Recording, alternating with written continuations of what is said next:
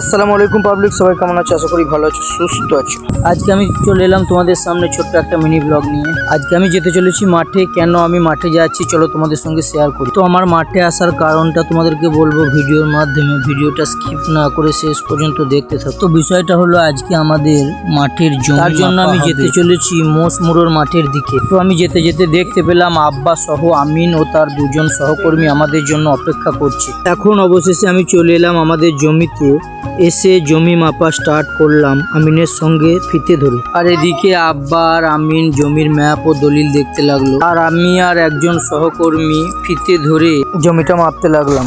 আজকে আমাদের হঠাৎ জমি মাপার উদ্দেশ্য হলো, বর্তমান সমাজে কিছু কিছু লোক আছে যারা আল কেটে কেটে ছোট জমিকে বড় করে।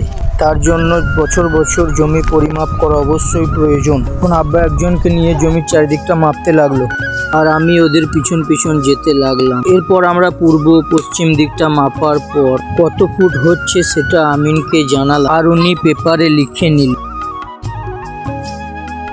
এরপর আমিন আতস কাঁচ দ্বারা জমি এবং আমাদেরকে বলল সোজাভাবে ফিতে ধরতে যেন বেঁকে না যায়, কারণ ফিতে ধরা ভুল হলে জমির মাপও ভুল হতে পারে।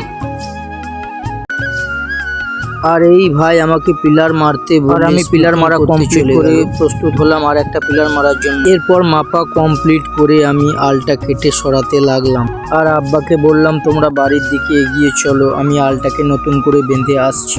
এরপর ওনারা একটু এগোতেই আমিও বাড়ি যাওয়ার জন্য রওনা দিলাম। তো বন্ধুরা, ভিডিওটা কেমন লাগলো সবাই একটু কমেন্টে জানাবে। দেখা হচ্ছে আবার পরের ভিডিও।